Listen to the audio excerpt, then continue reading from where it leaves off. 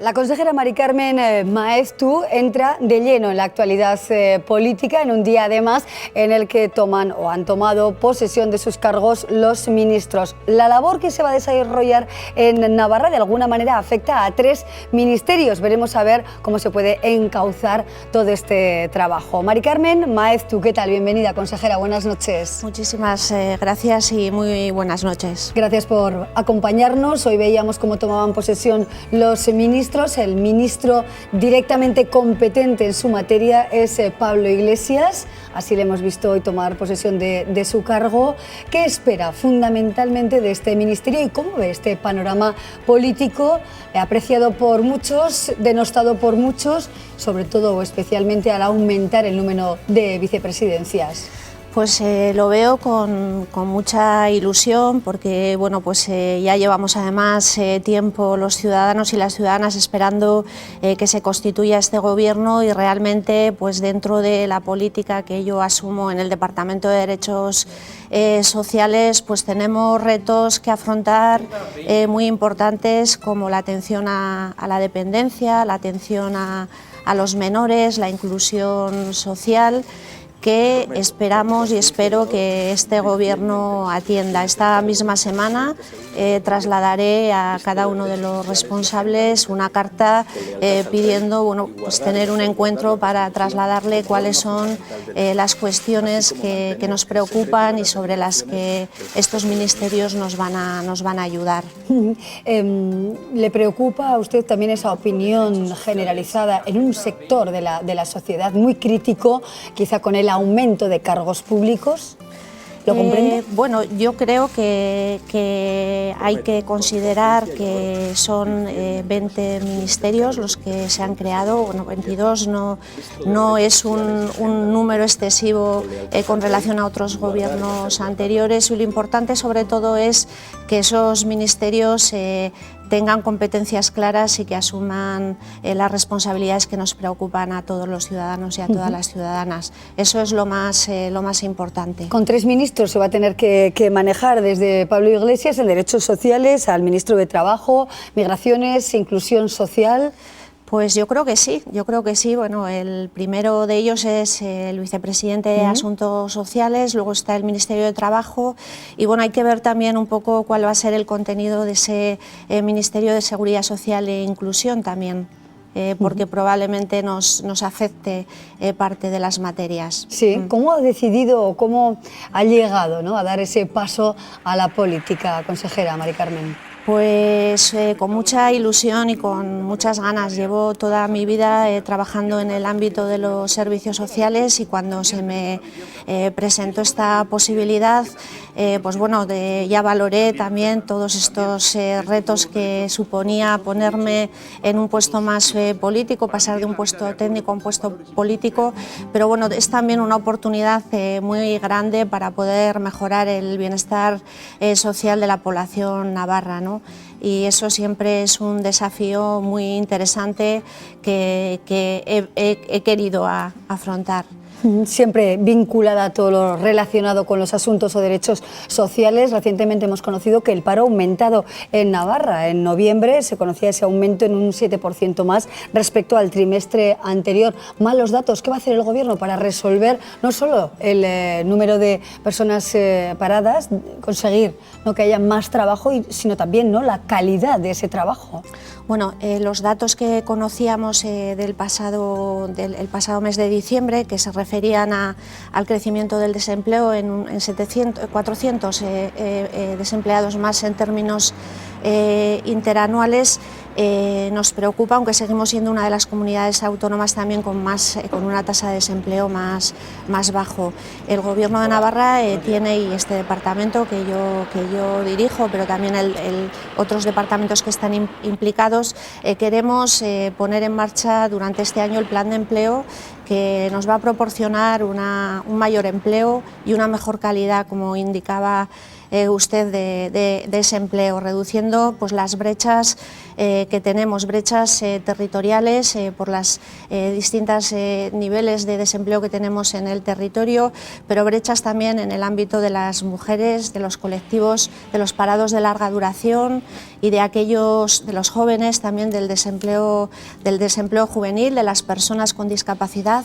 Y entonces, bueno, pues es un reto que asumiremos en el plan de empleo y que evaluaremos también todas las políticas activas de empleo que hemos venido desarrollando hasta ahora para, desde luego, mejorar, aumentar el empleo y mejorar la calidad del mismo. Se está hablando, por una parte, de un aumento del nivel de empobrecimiento en Navarra, así lo escuchábamos recientemente aquí, precisamente al director gerente de Cáritas, pero usted en alguna ocasión ha negado ese aumento de la pobreza en nuestra comunidad. ¿Con qué nos quedamos?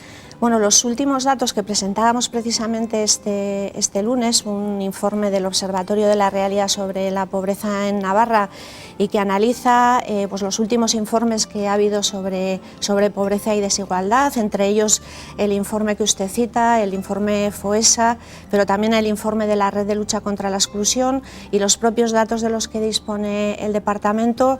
Tengo que decir que la pobreza se ha reducido en Navarra, que se ha reducido también la desigualdad.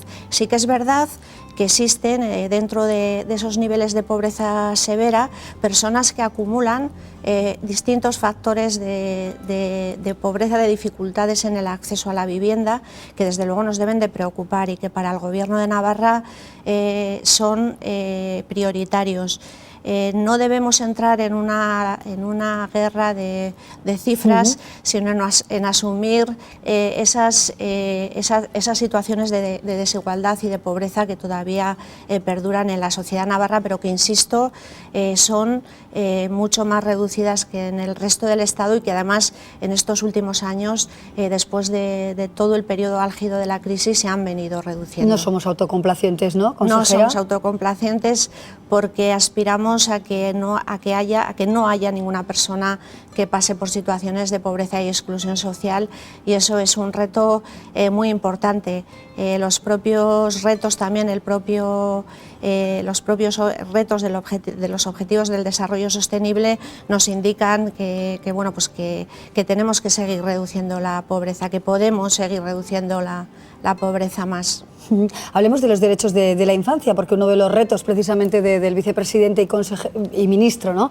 Pablo Iglesias, tiene que ver con la ley de violencia contra la infancia, que también no prescriban los abusos sexuales en la infancia. ¿Van ustedes también desde el Gobierno de Navarra por el mismo camino o qué planteamiento tiene, que usted además es experta en esta materia, qué planteamientos tienen en relación, ¿no?, con este tipo de situaciones de violencia contra las personas en edad temprana? El ámbito de la intervención con los menores es un eje prioritario de nuestras políticas públicas, así se recoge también en el acuerdo programático.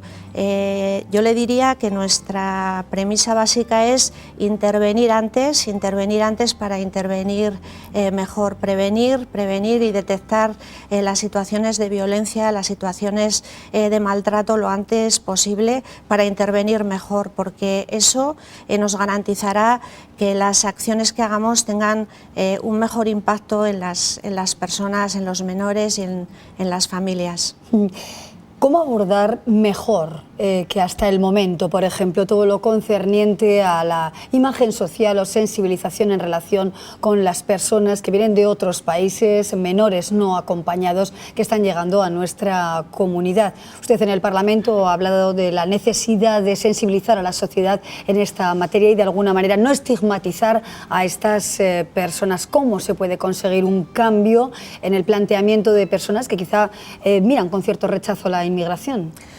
Bueno, pues ahí tenemos una labor importantísima por parte del Gobierno de Navarra y por parte también de las entidades locales y también de todas las entidades que están interviniendo en este ámbito. Tenemos una obligación ética, pero también una obligación legal de atender a estos menores que en muchas ocasiones vienen aquí a nuestro país tratando de cumplir un proceso migratorio y una oportunidad oportunidad para una vida mejor, y en ese sentido yo querría comentarte que debemos de mirarlos como si fueran hijos, como nos gustaría que a nuestros hijos los tratasen en otro país distinto si se viesen obligados a salir. En ese sentido debo decir que la sociedad navarra también es una sociedad ejemplar, ¿no?, por lo que hace, ¿no? Ha dado muestras en numerosas ocasiones de su solidaridad y de su capacidad de acoger a estos menores y a otros menores en otras circunstancias, y en eso confiamos y con eso trabajamos. Pero hay presupuesto y hay medios suficientes para acoger a decenas de menores no acompañados y abordar su vida en diferentes centros de acogida. ¿Hay suficientes medios actualmente? Actualmente contamos con suficientes medios, estamos atendiendo a 280 menores no acompañados, con servicios de atención residencial en distintas intensidades y con otros recursos de formación y de empleo. Sí que es verdad también que desde el Estado tiene que haber un reparto de estos menores de una manera más equitativa en función de las tasas de población, de las comunidades autónomas, de las tasas de desempleo, y en eso estamos. Hay ya una propuesta bastante avanzada por parte del Observatorio de la Infancia, que trata de organizar la atención a estos menores en un primer momento en frontera, pero luego con una distribución territorial para que todas las comunidades autónomas seamos solidarias con esta circunstancia. Porque ahora mismo no hay sobresaturación en centros de acogida. Nosotros no, nosotros en Navarra todos los menores están acogidos, el 100% de los menores están acogidos y no hay situaciones de sobresaturación. Puede haber alguna vez, algún fin de semana, que llegan menores en primera acogida, que haya que ingresarlos en un COA, y puede haber en algún momento dado un número mayor, pero nunca en una situación de sobreocupación. ¿Qué mensajes se pueden enviar también a la sociedad? Hay noticias que a veces alertan, ¿no? Y recordamos como hace unos fines de semana en un centro en Gazolaz hubo un problema, 8 menores no acompañados se amotinaron, retuvieron un tiempo a las personas que les ayudan, ¿no?, en la vida, les educan. Ese tipo de noticias nos hacen pensar precisamente en que pueden estar ocasionando un problema en nuestros pueblos, ¿o es algo dentro de la normalidad, una situación de esta naturaleza? Una situación de esta naturaleza forma parte de la normalidad que atendemos. La realidad es que la mayoría de estos menores, en un 80 o un 90%, no plantean ningún tipo de conflicto, tienen un proyecto migratorio muy concreto, pero bueno, pues sí que es verdad que hay también menores que tienen más dificultades y a los que tenemos que atender, pero en ese sentido yo haría un llamamiento a que se desligue la condición de inmigrantes y que pensemos que son menores a los que tenemos la obligación y el deber de atender. ¿Navarra estaría abierta a qué cupo, ¿no?, de llegada por los medios que tiene o presupuestos que maneja su departamento? ¿A cuántas personas se podría llegar? Ahora son más de 280 personas. Sabemos también que el vicepresidente Pablo Iglesias ha hablado de eso, de ese modelo de acogida a personas migrantes solas. ¿En Navarra qué disponibilidad tendríamos de acogida? Pues la disponibilidad de acogida que se está trabajando dentro del observatorio es con arreglo a la población, a las tasas de desempleo y también al nivel de inmigración que hay en cada comunidad autónoma. Estaríamos en torno a los 400 más o menos, pero tendría que confirmar ese dato y precisarlo. Pero bueno, estamos todavía un poco por debajo de los menores que podemos atender. El País Vasco, Guipúzcoa, por ejemplo, que es una comunidad con un poquito más de población que nosotros, está atendiendo a más menores. Consejera, en el plano político, Navarra Suma, actualmente en la oposición, ha sido muy crítico con usted. Se ha comentado en más de una ocasión en el Parlamento que hasta en 86 ocasiones se le ha pedido información y que usted no remite esa información a quien corresponde, y en este caso la petición procede de Marta Álvarez, parlamentaria de Navarra Suma. ¿Qué está pasando? ¿Usted no da información? ¿No se le reclama lo pertinente? ¿Cuál es su respuesta?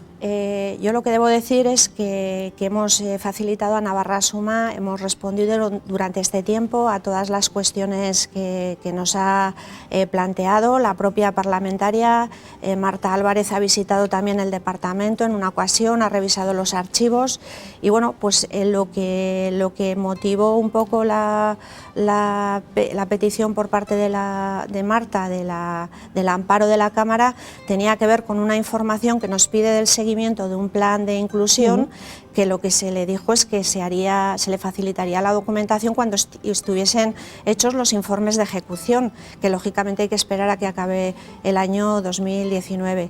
Yo respeto muchísimo la oposición, creo que tiene un papel fundamental en el desarrollo de un sistema democrático. Es muy importante que haya una oposición propositiva que pregunte, que haga control, pero yo también tengo que decirle que desde aquí, desde este departamento, no hay ningún ánimo de ocultar información. Toda la información que ha pedido la parlamentaria de Navarra-Suma se le ha proporcionado y lo vamos a seguir haciendo porque es nuestra obligación. O sea, que esa información del plan de inclusión llegará a lo largo de este 2020. Sí, se le informó en el Parlamento también que una vez acabado el 2019 haríamos en el primer semestre el informe de ejecución y se le dará a la parlamentaria de Navarra-Suma y al resto de parlamentarios también, como se les dará cuenta de los informes de ejecución del resto de planes.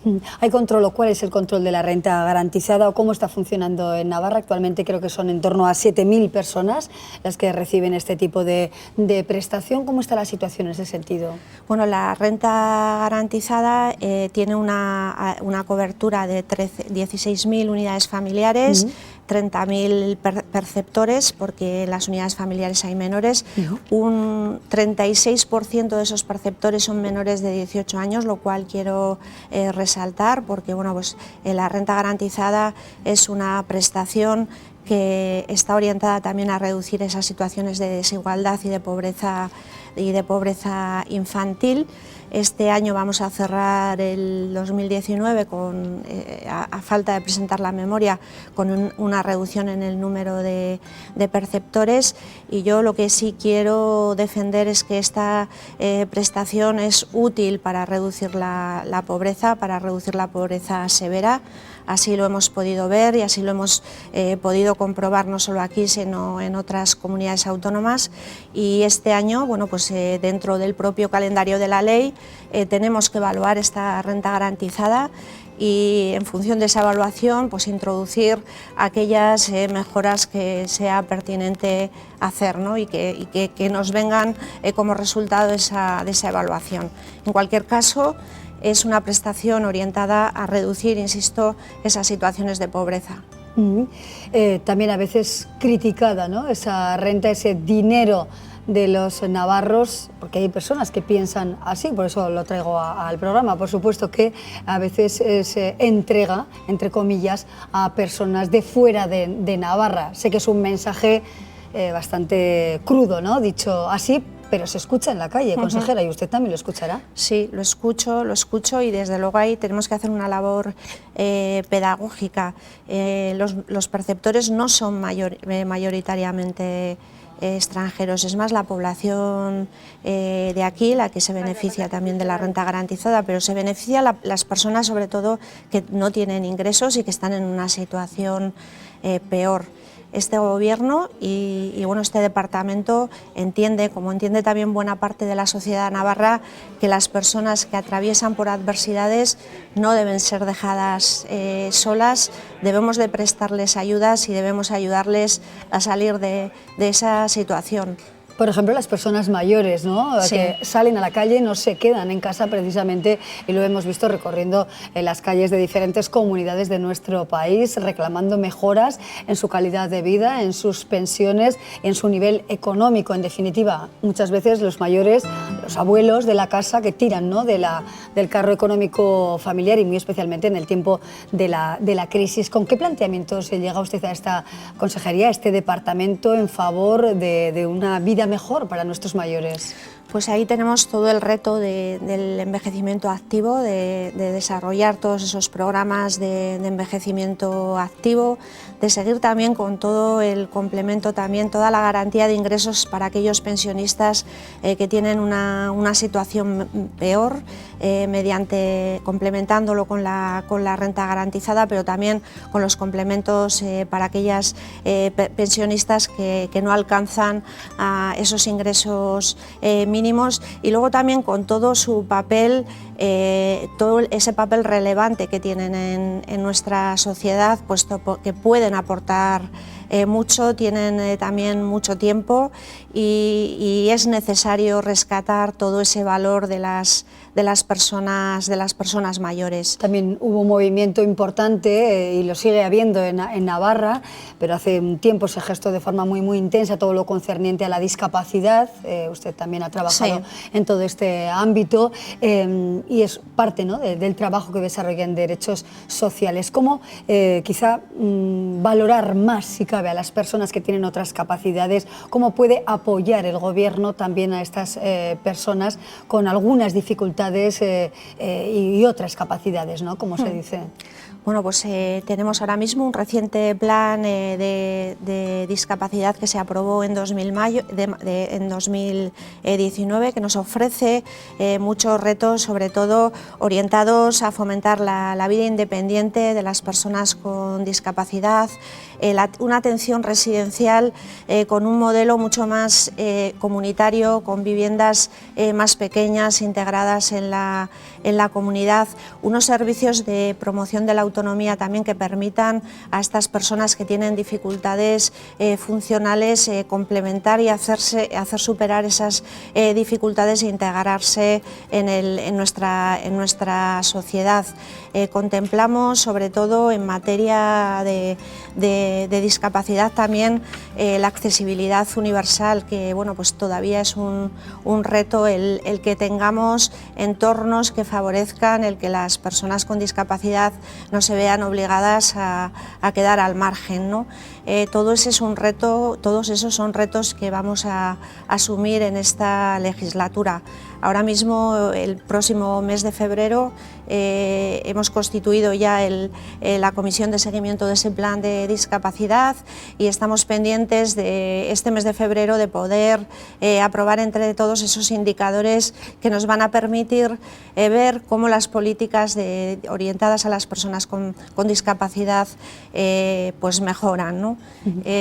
Hay una cuestión, consejera, que me escuchaba también al vicepresidente Pablo Iglesias en esta materia, en la necesidad de eliminar el tema de la esterilización obligatoria de las personas con discapacidad. ¿Está de acuerdo con él?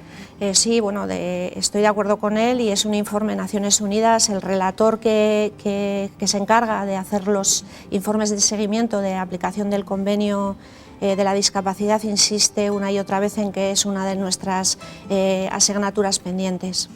Mari Carmen Maeztu, consejera, gracias por acompañarnos, ha sido un placer conocerle. Me alegro de que usted también, creo que se haya sentido bien, creo que Muy es bien, así, ¿verdad? Sí, mi primera entrevista. Por eso es su primera entrevista en un medio televisivo y a veces pues cuesta un poco, ¿verdad? Sí. Gracias, de verdad, Mari Carmen Maeztu, consejera que viene de Valtierra, de la Ribera, y que bueno, pues trae nuevas ideas de un departamento que conoce muy bien porque ha sido, ha tenido diferentes responsabilidades en todo lo concerniente a los derechos sociales y ahora ya desde esa posición política. Gracias, consejera, por acompañarnos, suerte en el camino y hasta la próxima. Muchísimas gracias. Gracias, hasta pronto. Hasta pronto. Abrimos así el programa con la consejera Mari Carmen Maeztu, consejera de Derechos Sociales en el Gobierno de Navarra.